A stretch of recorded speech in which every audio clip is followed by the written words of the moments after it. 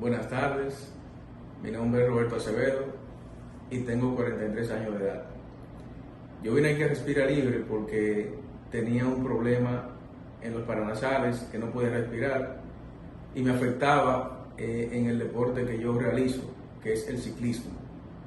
Después que vine aquí me llevó una gran sorpresa porque apenas en minutos me pusieron a respirar correctamente y a partir de ese momento hice mi vida normal y ya soy ciclista de verdad. Gracias.